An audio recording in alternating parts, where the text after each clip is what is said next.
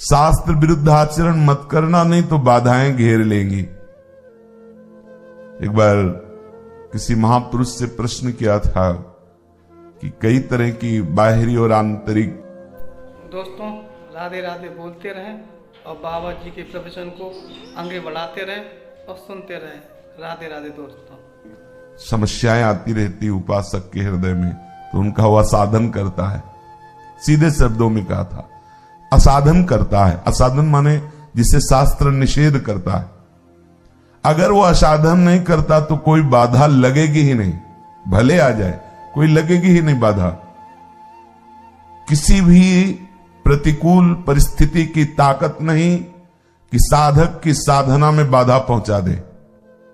अगर साधना में बाधा पहुंचती है तो वो कोई असाधन कर रहा है, स्वयं वही असाधन उसकी साधना को बाधित कर सकता है। बाहर से आई हुई कोई बाधा नहीं कर सकती। जैसे हम भजन में बैठे हैं, आसपास ढोल नगाड़े बज रहे, खूब उद्दंडता, जो भी जैसा भी, तो जानते उस समय क्या होता है, साधक अंतर्मुख होता चला जाता है। वो जैसे जैसे बाहर बाधा पहुंचेगी वैसे और एकाग्र होकर वो डूबने लगेगा। और अभ्यास में इतनी बड़ी सामर्थ्य है कि खूब ढोल नगाड़े बैंड बजते रहे, आपका मंत्र जब नहीं रुकेगा, वो मंत्र और तेजोमय होकर स्फुरित हो जाता। यह अनुभव किया है, तेजोमय होने लगता है, वो एकदम छा जाता है, क्योंकि आपने एकाग्रता पूर्वक उसको बार बार चिंतन में लाए हैं।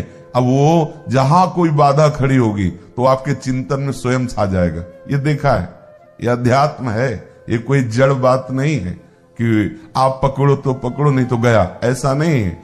जब आप पकड़ने की चेष्टा करोगे तो आपके ऊपर छा जाएगा। ये चैतन्य गण मंत्र है, ये कोई जड़ थोड़ी है, ये नाम जड़ थोड़ी है। ये परम चैतन्य प्रभु को भी अधीन कर ले, ऐसी चैतन्य शक्ति से युक्त है। शास्त्र विरुद्ध आचरण करोगे तो बाह्य और आंतरिक दोनों बाधाएं आपको घेर लेंगी।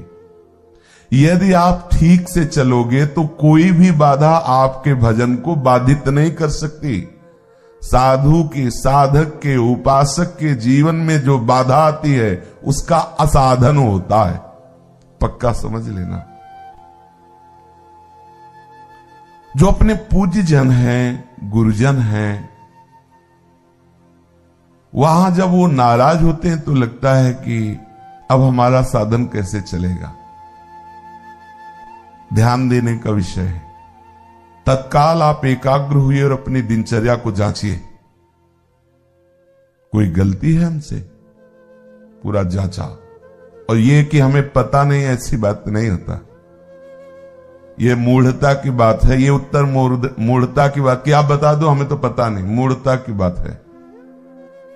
आप विवेकशील साधक को 1 मिनट में पूरा अंतःकरण का रजिस्टर जांच लेंगे और आपको पता है कि हमसे गलती हुई। फिर हम गुरुजनों से पूछते, बता दो ना, आप ही बता दो क्या गलती है।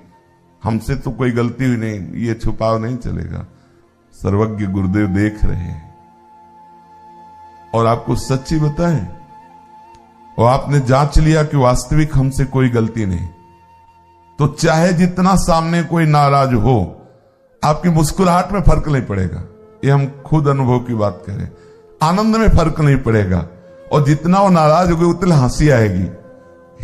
कर लो लीला, कर लो लीला, कर लो। ये घबराहट नहीं पैदा होगी, भय नहीं होगा, भजन नहीं रुकेगा, हाय हाय नहीं मचेगा। और अगर ये मच रहा है तो आप जांच लीजिए, आप कमजोर हैं, कोई असाधन है। नहीं तो त्रिभुवन में कोई नाराज हो जाए, कोई नाराज हो जाए, आराध्य देव नाराज नहीं होते। पर यदि ऐसा लगे कोई कह दे कि आपसे आराध्य देव नाराज है, तो आपको कोई फर्क नहीं पड़ेगा।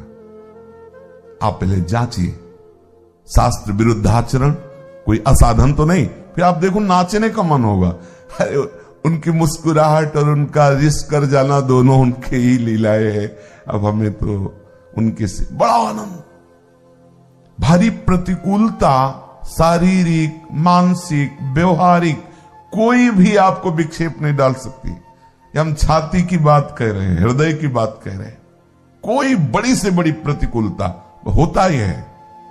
जब कहीं प्रतिकूलता आती तो पहले हम जांचते हैं, तत्काल एकाग्र होते हैं।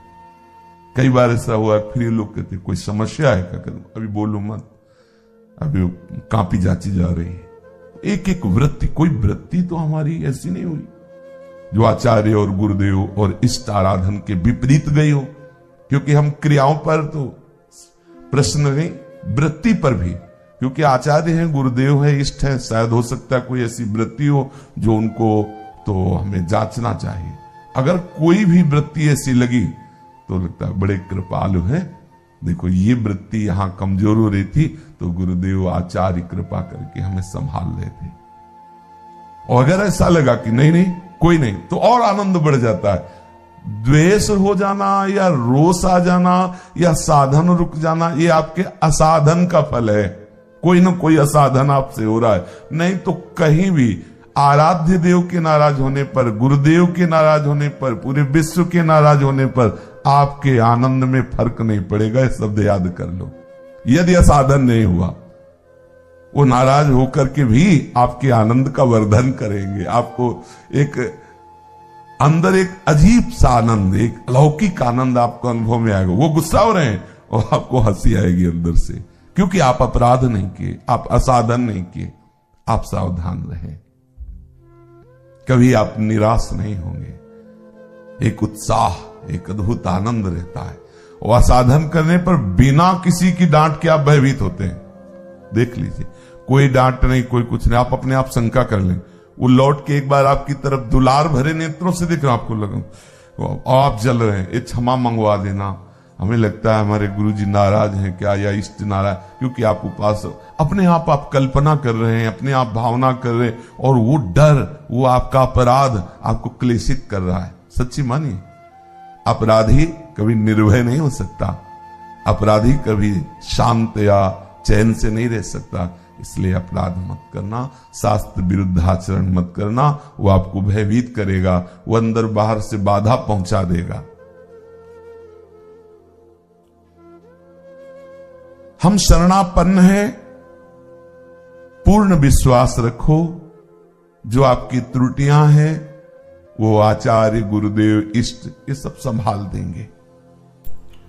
वीडियो को लाइक करें और चैनल को सब्सक्राइब करें और राधे राधे कमेंट में जरूर लिख दिया करें।